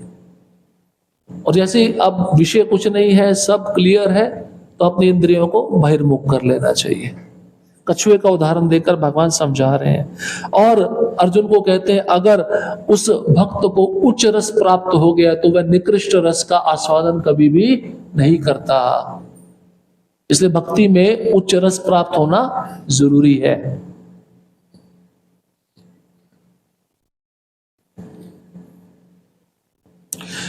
फिर भगवान कहते हैं विवेकी पुरुष, विवेकी पुरुष मतलब जिसके पास बुद्धि है, ऐसा व्यक्ति भी इंद्रियों से विचलित हो जाता है ना। कभी कभार आपने देखा होगा कोई ज्ञानी व्यक्ति है, कोई गलत काम कर बैठता है, गलत काम करने पर उसका कितना अपयश पूरे संसार में फैलता है। तो भगवान कहते हैं स्थित प्रज्ञ का जो भक्त है, स्थित प्रज्ञ जैसा जो भक्त है वो कितना दुर्लभ है प्राप्त करना। बड़े बड़े ज्ञानी, बड़े बड़े पंडित भी अपनी इंद्रियों को वश में ना करने के कारण अपनी बुद्धि खो देते हैं, अपना विवेक खो देते हैं। भगवान भक्त की महिमा बता रहे हैं, भक्त का विशेषता बता रहे हैं, भक्त क्यों दुर्लभ है, जो स्थित प्रज्ञ है। और फिर भगवान कहते हैं जिसका मन अनियंत्रित है, अभी तो मन को कैसे स्थिर किया जाए वो बताया, अब जिसका मन अनियंत्रित है उसका पतन कैसे होता है वो भी सुन लो। दोनों चीजें बता रहे हैं। भगवान कहते हैं अगर इंद्रियों के विषयों पर ध्यान लगाया, क्या होता है, इंद्रियां उस विषय के प्रति आसक्त हो जाती हैं। और जब इंद्रियां आसक्त होती है तो उससे काम पैदा होता है। काम मतलब भोग इच्छा। और जब भोग इच्छा पैदा होती है, उस भोग इच्छा को पूरा नहीं किया जाता तो क्रोध पैदा होता है। क्रोध होने से बुद्धि नष्ट हो जाती है, और बुद्धि नष्ट बुद्धि उस जीवात्मा को नरक में गिरा देती है, पतन की ओर लेके जाती है। भगवान ने क्रम बताया। इसलिए ध्यान किसका लगाना चाहिए, भगवान के रूप का। और भगवान के रूप का ध्यान ना लगाकर हम किसका ध्यान लगाते हैं, संसार के विषयों का। तभी हमारा मन विचलित रहता है। इसलिए यहाँ पे श्याम सुंदर जी हैं। श्याम सुंदर मतलब सबसे सुंदर। उनको देखेंगे तो हमारे मन में जो काम रूपी भोग है वो स्थिर हो जाएगा।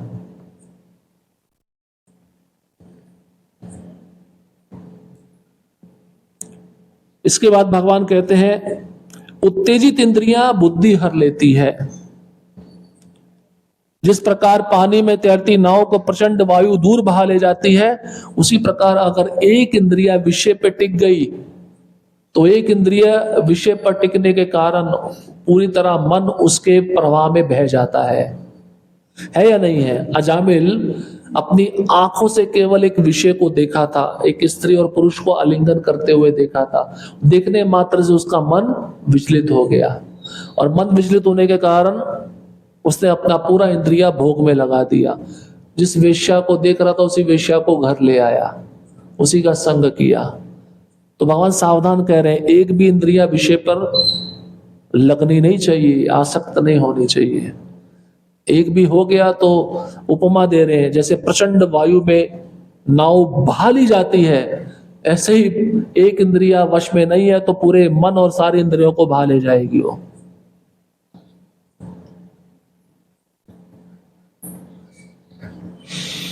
इस प्रकार से भगवान कहते हैं, स्थित प्रज्ञ के गुण, जिस व्यक्ति ने इंद्र तृप्ति की समस्त इच्छाओं का परित्याग कर दिया है, जो इच्छाओं से रहित रहता है, जिसे सारी ममता त्याग दी है, जो तथा अहंकार से रहित है, वही वास्तविक शांति प्राप्त कर सकता है। क्योंकि अर्जुन को थोड़ा अहंकार भी है ना, मैं युद्ध नहीं करूंगा, ये मेरे परिजन है, तो अर्जुन को शांति नहीं मिल रही है क्योंकि वो भगवान की आज्ञा का पालन नहीं कर रहा है।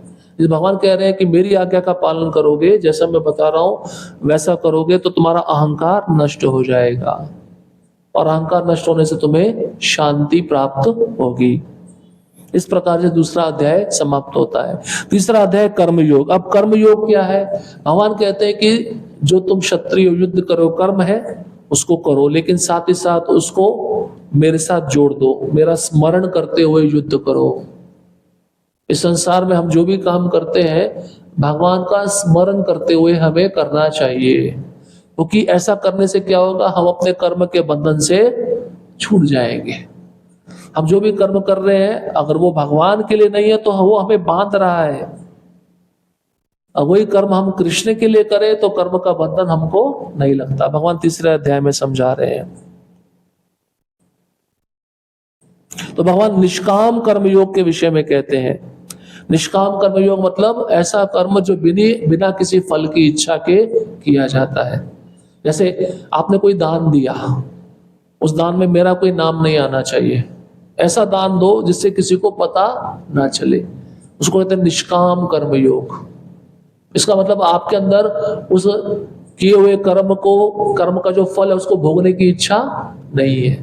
भगवान उसको कह रहे हैं। भगवान वही समझा रहे हैं, जो मैं बता रहा हूं वो कर, युद्ध कर, लेकिन इच्छा मत रख कि मैं जीतूंगा या हारूंगा, ये इच्छा मत रखो। निष्काम कर्मयोग। तो भगवान कहते हैं विष्णु के लिए कर्म करो और बंधन से बचो। यज्ञानार्थ कर्मणो अन्यत्र लोकोयम कर्म बंधना तदर्थम कर्म कौन्तेय मुक्त संग समाचरा। भगवान कहते हैं मेरे लिए कर्म करो, मेरे लिए कर्म करने से तुम कर्म के बंधन में नहीं आओगे, तुम उस बंधन से सदा मुक्त रहोगे। भगवान कर्म कांड से कर्म योग तक की विधि बता रहे हैं। भगवान कहते हैं जो कुछ भी खाते हो मुझे अर्पित करो। यज्ञ में अर्पित किए हुए अन्न का भोजन मुझे अर्पित करो। और भगवान कहते हैं जो मुझे अर्पण करके नहीं खाता वो पाप खाता है, पाप भक्षण करता है। यज्ञ षष्टिना शिना संतो मुच्यन्ते सर्व किल विषय भुजन्ते ते त्वगम पापा ये पचन्त्यात्म कारणात्। जो लोग अपने इंद्रिय सुख के लिए भोजन बनाते हैं, अपने भोग के लिए भोजन बनाते हैं, वे निश्चित रूप से पाप खाते हैं, क्योंकि जैसा अन्न वैसा मन। जिस प्रकार का अन्न आप खा रहे हो, भगवान को भोग लगाए बिना खा रहे हो, तो मन कैसा बनेगा? पापी बनेगा। पापमय विचार उस मन में बैठ जाएंगे। इसलिए भगवान कहते हैं मुझे अर्पित किया हुआ प्रसाद ग्रहण करो। उस प्रसाद को ग्रहण करने से तुम सभी पापों से मुक्त हो जाओगे। अब यज्ञ का चक्र बता रहे हैं। सारे प्राणी किस पे आश्रित है? अन्न पे। अन्न पे सब आश्रित है। और अन्न कैसे आएगा? वर्षा से आएगा, बारिश से। बारिश कैसे होगी? जब आप यज्ञ करोगे। इस कलयुग में सबसे बड़ा यज्ञ क्या है? हरि नाम। हरे कृष्णा कृष्णा कृष्णा हरे हरे, हरे राम राम राम। जब हम यज्ञ करेंगे तो देवता प्रसन्न होंगे, देवता प्रसन्न होंगे तो वो बारिश करेंगे। बारिश करने पर अन्न उत्पन्न होगा और सारे जीव अन्न पर आश्रित हैं।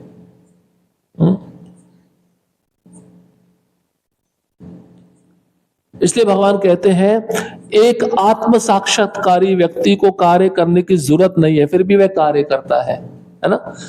एक मुक्त आत्मा है, उसको कुछ करने की आवश्यकता नहीं, लेकिन वो कार्य करता है किसके लिए? दूसरों को आदर्श दिखाने के लिए, कि भाई दूसरे इससे गलत एग्जाम्पल ना ले, ये काम नहीं कर रहा तो हम भी ना करें। इसलिए भगवान ने भी कार्य करके दिखाया ना।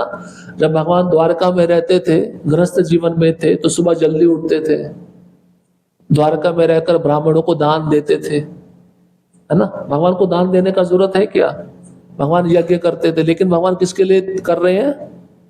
हमारे लिए कर रहे हैं, हमको दिखाने के लिए कर रहे हैं, एक आदर्श स्थापित करने के लिए कर रहे हैं। कर्म फल में आसक्त हुए बिना मनुष्य को अपना कर्तव्य समझकर निरंतर कर्म करते रहना चाहिए।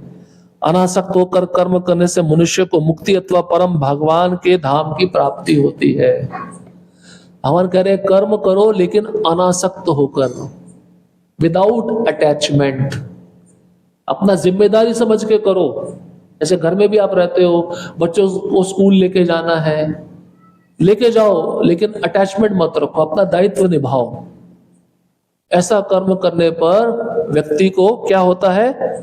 मुक्ति प्राप्त होती है, मुक्ति अथवा भगवान के धाम की प्राप्ति होती है।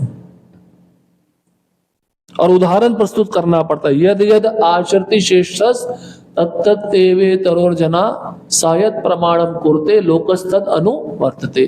भगवान कहते हैं मुझे भी कर्म करके दिखाना पड़ता है, अगर मैं नहीं करूंगा तो मनुष्य नहीं करेंगे और मनुष्य गलत मार्ग में चले जाएंगे। इसलिए बड़े व्यक्ति को, मुख्य रूप से राजा को, माता पिता को और गुरु को अपने आचरण के द्वारा अपने आश्रित जीवों को सिखाना चाहिए कि कर्म कैसे किया जाए। भगवान कहते हैं मैं भी कर्म करता हूं, अगर कर्म मैं नहीं करूंगा तो सब लोग मेरा अनुगमन करेंगे। अरे ये कर्म नहीं कर रहा तो हम भी कर्म नहीं करेंगे। अभी भी अनुगमन कर ही रहे ना, सोचते हैं भगवान ने रासलीला किया तो हम भी रासलीला करेंगे, गलत चीज में कर रहे हैं। अगर भगवान कहते हैं अगर लोग ऐसा करेंगे तो ये सब नष्ट हो जाएंगे और इन सब के नष्ट होने का कारण मैं ही बनूंगा, इसलिए मुझे भी कर्म करके दिखाना पड़ता है, जबकि मुझे कुछ भी कर्म करने की आवश्यकता नहीं है। अपने कर्तव्यों को मुझ पर निर्भर रहकर करो, भगवान कह रहे हैं। दीन बंधु दीनानाथ मेरी डोरी तेरे हाथ, ऐसा बोलते हैं ना। सभी कार्यों को मुझ में समर्पित होते हुए करो, लाभ की आकांक्षा मत रखो, स्वामित्व के किसी दावे के बिना कर्म करो। मैं कर रहा हूं, ये मैं की भावना नहीं होनी चाहिए, कर्ता की भावना नहीं होनी चाहिए। और आलस्य से रहित होकर युद्ध करो। आलस मत करो, मैं नहीं करूंगा, आज नहीं मैं कल करूंगा, कल आ गया तो कल नहीं तो परसों करूंगा, ये नहीं होना चाहिए। मेरे आदेशों का पालन करने का परिणाम क्या है? जो मेरे आदेशों का पालन करता है वो सकाम कर्मों के बंधन से मुक्त हो जाता है। और मेरे आदेशों की उपेक्षा जो करेगा, मेरे आदेशों का पालन जो नहीं करेगा, वो निश्चित रूप से दिग्भ्रमित हो जाएगा, सारे प्रयास उसके निष्फल हो जाएंगे, वो नष्ट भ्रष्ट हो जाएगा।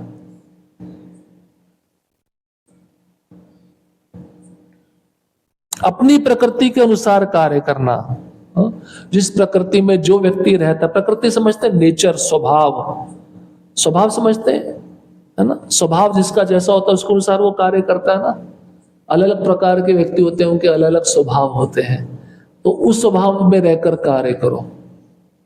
अगर गलत स्वभाव है तो धीरे धीरे उसको उच्च अवस्था में लाके ठीक करो, इस प्रकार से तुम्हारी शुद्धि होगी।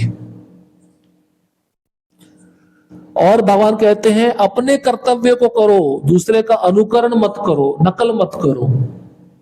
अपना जो तुम्हारा ब्राह्मण धर्म है, क्षत्रिय धर्म है, वैश्य धर्म है, उसको करो, नकल मत करो दूसरे का। और फिर भगवान कहते हैं जो जीव का शत्रु है वो कौन है? काम है, काम। इस काम रूपी महानतम शत्रु पर विजय प्राप्त करो। ये काम भौतिक बंधन का कारण है। काम क्या है? काम एष क्रोध एष रजोगुण समुद्भवा। ये काम हमें पतन की ओर धकेलता है। काम मतलब भौतिक इच्छा, जैसे अर्जुन बोला ना मैं युद्ध नहीं करूंगा, ये उसकी भौतिक इच्छा है ना, भगवान कहते हैं इसके वशीभूत मत हो जाओ, ये तुमको नरक की ओर लेके जाएगा। और ये काम हो क्रोध हो कहां से पैदा होता है? रजोगुण से। ये जीव का महान बैरी शत्रु है, सर्वभक्षी पापी शत्रु है, और जो मनुष्य को पाप के लिए प्रेरित करता है। पाप करने के पीछे कारण क्या है? काम। और काम कहां से पैदा होता है? रजोगुण से। काम के आवरण की 3 कोटियां हैं। काम कहां रहता है? हमारे मन में, हमारी बुद्धि में, हमारी इंद्रियों में। सबसे पहले इंद्रियों के द्वारा वो प्रवेश करता है। इंद्रिय मतलब आंख से, वहीं पे उसको रोक देना चाहिए। अगर नहीं रोका, वो इंद्रियों के द्वारा मन में आ गया तो मतलब तुमको ध्वस्त कर देगा, और मन से वो बुद्धि में आ गया तब तो तुमको खत्म कर देगा। बाबा नहीं बता रहे हैं काम के 3 अड्डे हैं, इसलिए जैसे तुमको दिखे कुछ खतरा है, इंद्रियों को शट डाउन कर दो। जैसे दुकान का शटर डाउन करते हैं ना, वैसे ये दुकान का ही शटर है, इसको डाउन कर दो।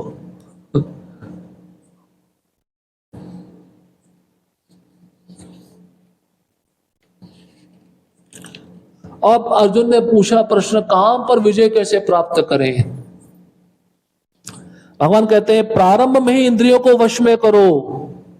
शुरुआत में देर कर दिया तो बहुत देर हो जाएगी, है ना। अगर आपके सामने कोई काम वस्तु आ गई और आप उसको देखते रहे, आपने अपनी इंद्रियों को शटर डाउन नहीं किया, तो वो विषय आपके आंखों के द्वारा कहां चला गया? मन में चला गया, वो डाउनलोड हो गया। अभी मन उसको अपलोड करेगा बुद्धि में, और बुद्धि में अपलोड हो गया तो आप गए काम से। फिर आप आजकल लड़के लड़कियों का यही होता ना, कॉलेज में प्रैक्टिकल उदाहरण है ना। मुझे पढ़ाई में मन नहीं लग रहा मेरा, मुझे पता लग जाता तुम्हारा मन कहाँ लग रहा है। मैं डायरेक्ट पूछता हूँ, बता भी देता हूँ, पूछिए हाँ आपको सब पता है। मैंने बोला भगवान ने बताया गीता में, तुम्हारा मन कहाँ लग रहा है हमको पता है ना, और इसे कैसे बचा जाए। मैंने बोला पढ़ाई में मन स्थिर करना है, एकाग्र चित्त करना है, जो भगवान बता रहे हैं अर्जुन को, उसके लिए तुमको हरे कृष्ण महामंत्र का जप करना होगा, और विषय आएगा तो शट डाउन, ये मेरे लिए नहीं, वहां से निकल जाओ। मुझे ये तो करना बहुत मुश्किल है। मैंने बोला अगर विजय प्राप्त करनी है काम पे तो ये करना पड़ेगा, तो काम के दास बन जाओ। फिर भगवान वही क्रमिक विकास समझा रहे हैं अच्छे से।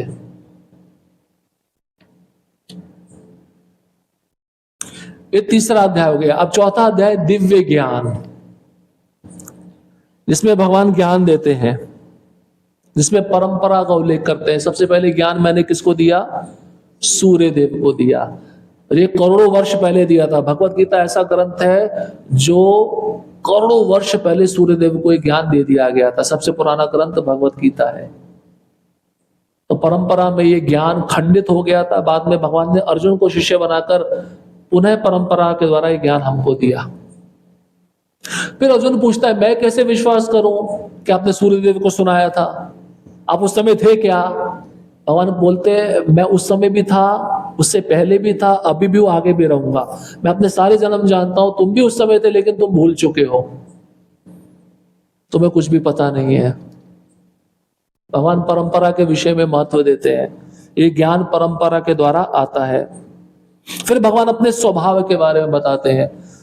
जन्म कर्म च मे दिव्यम एवं यो वेत्ति तत्वतः त्यक्त्वा देहं पुनर्जन्म नयति मामेति सो अर्जुना।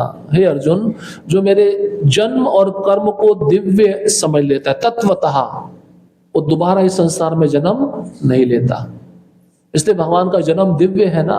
भगवान का जन्म हमारे जैसे जन्म की तरह होता है क्या? नहीं। भगवान जो लीलाएं करते हैं हम वैसा कर सकते हैं क्या? नहीं। इसलिए भगवान का जन्म और कर्म दोनों दिव्य हैं।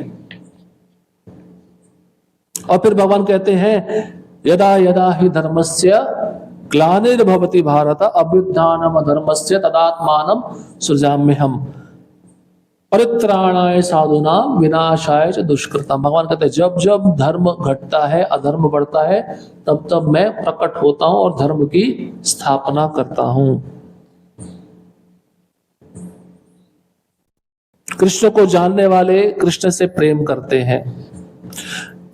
आसक्ति, भय तथा क्रोध से मुक्त होकर मुझ में पूर्णतया तन्मय होकर मेरी शरण में आकर बहुत से व्यक्ति भूतकाल में मुझे प्राप्त कर चुके हैं, मेरे धाम को प्राप्त कर चुके हैं और आगे भी प्राप्त करते रहेंगे।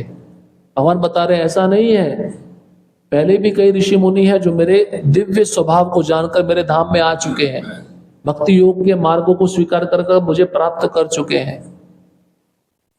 तो अब तुम उस मार्ग पे चलोगे तो भी मुझे प्राप्त कर सकते हो। और भगवान फिर कहते हैं उनके उपासक हैं, जिस भाव में उनसे आदान प्रदान करते हैं भगवान वैसे ही उनके साथ व्यवहार करते हैं। ये यथा महाप्रपद्यन्ते ताम स्थैव भजाम्य हम। भगवान कहते हैं जिस रूप में जो व्यक्ति मेरा शरणागत होता है उसी रूप में मैं उसके साथ आदान प्रदान करता हूं। भगवान फिर कहते हैं मैंने ही 4 वर्ण और 4 आश्रम बनाए हैं। चातुर्वर्ण्य मया सृष्टम गुण कर्म विभागशा। ब्राह्मण क्षत्रिय वैश्य शूद्र, ये 4 वर्ण मैंने बनाए। ब्रह्मचारी गृहस्थ वानप्रस्थ सन्यास, ये 4 आश्रम भी मैंने ही बनाए हैं। क्यों बनाए हैं, इसके पीछे उद्देश्य क्या है? व्यक्ति इन वर्ण और आश्रम में रहकर मनुष्य बन सके, अपने वृत्तिपरक कर्तव्यों को करते हुए मनुष्य बनकर वह भक्त बन सके। जो इन 4 वर्ण और 4 आश्रमों में नहीं है वो चंडाल माना जाता है, यवन मलिच्छ माना जाता है, नीच जाति का माना जाता है। भगवान कहते हैं मैं कर्म करता हूं लेकिन कर्म मुझे प्रभावित नहीं करता, कर्म का प्रभाव मुझ पे कभी भी नहीं होता, कर्म का फल भी मुझे कोई स्पर्श नहीं कर सकता। फिर भगवान कहते हैं मैं किसी जीव के साथ भेदभाव नहीं करता। ज्ञान के स्तर पर कर्म को समझना। जो व्यक्ति सभी प्रकार के कार्यों में रत है लेकिन इंद्रिय तृप्ति की कामना नहीं रखता, उसे साधु पुरुष पूर्ण ज्ञानी समझते हैं।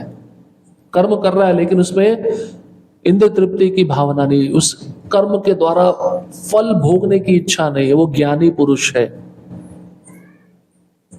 इसलिए भगवान कहते हैं अपने कर्म के फलों की सारी आसक्ति को त्याग कर सभी प्रकार के कार्यों में व्यस्त रहकर भी कोई सकाम कर्म नहीं करता। जब उसने कर्म फल की आसक्ति त्याग दी है, वो किसी भी प्रकार के कर्म में लगा है, तो सकाम कर्मी नहीं कहलाता।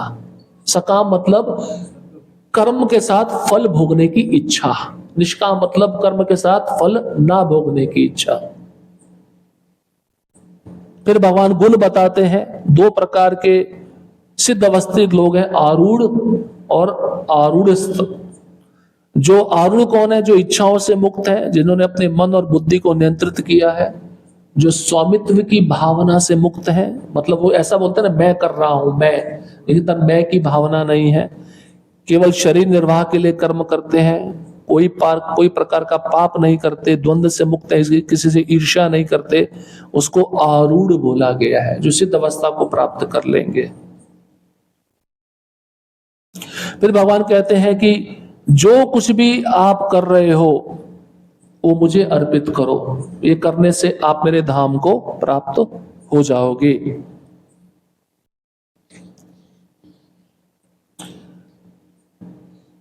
विभिन्न प्रकार के यज्ञों का वर्णन करते हैं भगवान। देवताओं की उपासना, ब्राह्मण की उपासना, मन पर नियंत्रण, दान जिसको द्रव्य यज्ञ कहते हैं, मतलब अपनी संपत्ति का यजन करना, संपत्ति को दान में देना। तप यज्ञ होता है जो कठिन तपस्या की जाती है।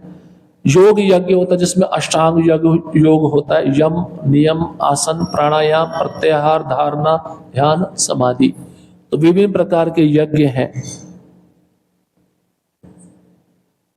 उसके बाद में यज्ञ करने का उद्देश्य क्या है? सभी पाप कर्मों को नष्ट करना। यज्ञ के बिना मनुष्य इस जीवन में अथवा अगले जन्म में सुख पूर्वक नहीं रह सकता। यज्ञ मतलब उसको भगवान के लिए कर्म करना चाहिए। यज्ञ मतलब कर्म भगवान के लिए, और वो कर्म नहीं कर रहा तो इस जन्म में भी सुखी नहीं रह पाएगा, अगले जन्म में भी सुखी नहीं रह पाएगा। ज्ञान प्राप्ति की प्रक्रिया, प्रसिद्ध श्लोक, तद विद्धि प्रणिपातेन परिप्रश्नेन सेवया उपदक्षन्ति ते ज्ञानम ज्ञानिनस् तत्व दर्शिना। गुरु के पास जाओ, सत्य जानने का प्रयास करो, विनीत विनम्र होकर जिज्ञासा करो, उनकी सेवा करो, वो तुम्हें ज्ञान प्रदान करेंगे। स्वरूप सिद्ध व्यक्तियों के ने सत्य का दर्शन किया है। तो अगर ज्ञान प्राप्त करना है तो प्रक्रिया भी बता रहे हैं, किसके पास जाना चाहिए? गुरु के पास। और जो व्यक्ति ज्ञान प्राप्त करता है गुरु के द्वारा, वो कभी मोहग्रस्त नहीं होता, उसके सारे पाप नष्ट हो जाते हैं, कर्म फल नष्ट हो जाते हैं, वो पवित्र हो जाता है। इसलिए गुरु को स्वीकार करना बहुत आवश्यक है। लेकिन कौन से गुरु को? कैसे पहचानोगे कि गुरु, सच्चा गुरु कौन है? कैसे पहचानोगे? कुछ लक्षण होते हैं ना, जिसने अपनी इंद्रियों को, मन को नियंत्रित किया हुआ है, जो षड रिपु को नियंत्रित किया हुआ है, जो सारे शास्त्रों का ज्ञान जानता है, जो कृष्ण का अनन्य भक्त है, जो किसी भी प्रकार की इंद्र तृप्ति में नहीं लगा हुआ, जो किसी लाभ पूजा प्रतिष्ठा की कामना नहीं करता। ये गुरु के लक्षण है। जो परंपरा से संबंधित है, अपने पूर्ववर्ती आचार्यों की आज्ञा का पालन कर रहा है, ये गुरु के लक्षण है। ऐसे गुरु के पास जाकर हमें ज्ञान प्राप्त करना चाहिए। और कौन ज्ञान प्राप्त कर सकता है? जो शास्त्रों में श्रद्धा रखता है, जो इंद्रियों को नियंत्रित कर चुका है। दो चीजें बता रहे, शास्त्र में श्रद्धा और इंद्रियों पर नियंत्रण, उसी को ज्ञान प्राप्त होगा। संसार का ज्ञान हम तो लेते रहते हैं स्कूल और कॉलेज में, लेकिन उससे श्रेष्ठ ज्ञान शास्त्र का ज्ञान है। और कौन ज्ञान प्राप्त नहीं कर सकता ये भी बता रहे, जो अज्ञानी है, जो श्रद्धा विहीन है, जो शास्त्रों में संदेह करता है, उसका पतन हो जाता है। तो ये चौथा अध्याय। पांचवा अध्याय कर्मयोग कृष्ण भावनामृत कर्म। भगवान इसमें कहते हैं मुझे समर्पित होते हुए सारे कर्म करो। इसमें भगवान कहते हैं श्रेष्ठ क्या है? कर्म का त्याग करो या विरक्ति पूर्वक कार्य करो? विरक्ति पूर्वक कार्य करो, कर्म का त्याग नहीं कर सकते हम। अब योग युक्त जो व्यक्ति होता है उसके क्या लक्षण है? बंधन में वो लिप्त नहीं होता, उसकी इंद्रियां उसके नियंत्रण में रहती है, कार्य करते हुए भी निष्क्रिय रहता है, मतलब फल की कामना नहीं करता, विरक्ति पूर्वक परमेश्वर के लिए कार्य करता है। भगवान की सेवा कर रहा है तो उसमें भी उसका अपना कोई लाभ नहीं है। तो ऐसा व्यक्ति शांति प्राप्त करता और योग युक्त रहता है। तीन प्रकार के तत्व बता रहे, आत्मा, भौतिक प्रकृति और भगवान। तीनों को समझना जरूरी है। आत्मा मतलब जीव, इसका भगवान के साथ शाश्वत संबंध है। प्रकृति जो भगवान के निर्देशन में कार्य करती है, लेकिन अभी वर्तमान स्थिति में जीवात्मा प्रकृति के वशीभूत है। तीनों को समझना जरूरी है। इसका मतलब सर्वश्रेष्ठ कौन है? भगवान है। भगवान ने दोनों को नियंत्रित किया हुआ है, प्रकृति को भी, जीव को भी। जीव को कैसे नियंत्रित किया? प्रकृति के द्वारा। इंद्रिय सुख दुखपूर्ण है। जो भी इंद्रिय सुख भोगना चाहता है उसका जीवन का अंत अच्छा नहीं होता। इसलिए शुरुआत में मनुष्य जीवन में थोड़ी तपस्या कर लो, तपस्या करने पर थोड़ा दुख मिलेगा ना, उस सहन कर लो। ये सहन करोगे तो अंतिम अवस्था आपकी अच्छी होगी। लेकिन शुरुआत में इंद्रिय सुख चाहते हो तो अंतिम अवस्था बड़ी बुरी होगी। भगवान फिर अष्टांग योग की पद्धति सिखाते हैं, क्योंकि छठवां अध्याय क्या है? ध्यान योग। ध्यान योग मतलब अष्टांग योग। उसका थोड़ा सा भूमिका बताते हैं। यम नियम, यम नियम मतलब क्या करना है क्या नहीं करना है। आसन, किस प्रकार से आसन लगाना चाहिए अष्टांग योगी को, ये हिमालय पे जाके करना पड़ता है, घर पे रह के नहीं कर सकते मोबाइल के साथ। तो अष्टांग योगी का क्या अवस्था होता है, उसको कैसा आसन लगाना है, कौन सा प्राणायाम करना है, कौन सा प्रत्याहार मतलब जहां जहां विषय में उसकी इंद्रियां लगी हैं उसको खींच के वापस लाना है और फिर दोबारा उस विषय में लेके नहीं जाना है। प्रत्याहार, प्रत्याहार मतलब खाना ना, इंद्रियों का भी अपना अपना आहार है। आंखों का आहार क्या है? देखना, धूप। कानों का आहार क्या है? शब्द सुनना। इन आहारों से इंद्रियों को खींचना पड़ता है, उसको कहते हैं प्रत्याहार। प्रत्याहार जब वो कर लेता है, धारणा, धारणा मतलब फिर उसकी समाधि धीरे धीरे लगनी शुरू हो जाती है। धारणा ये होती है, धारणा उसके बाद होता है ध्यान, फिर उसका गहन ध्यान लगता है और समाधि अंत में आती है, फिर उसकी आंख नहीं खुलती, वो समाधि में लीन हो जाता है। अष्टांग योगी इस प्रकार से अनेक वर्षों तक एकांत स्थान जंगल में, हिमालय में जाकर तपस्या करते हैं। भगवान उसकी भूमिका बता रहे हैं, बड़ा कठिन है। अर्जुन बोलता है मेरे लिए तो संभव नहीं है करना, मेरा मन बड़ा चंचल है। चंचलम ही मना कृष्णा परमादि बलवत दृढ़म। भगवान कहते हैं मैं मानता हूं तुम्हारा मन चंचल है, लेकिन अभ्यास के द्वारा उसको वश में करो, प्रैक्टिस करो। जैसे हम जब करते हैं ना, हमारा मन क्या करता है? भागता है ना।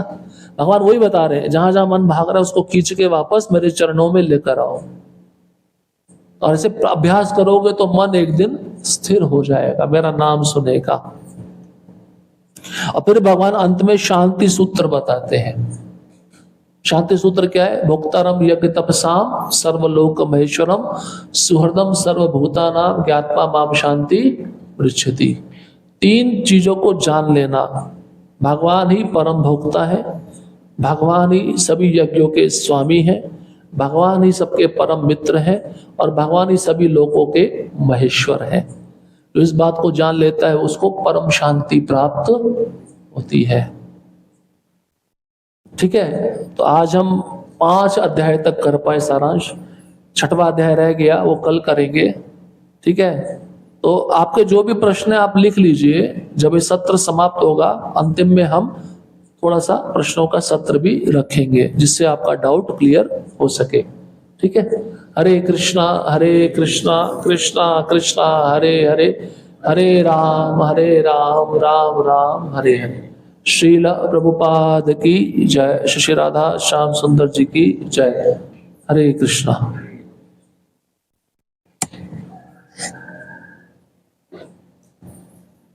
कृष्णा, प्रभु जी को धन्यवाद।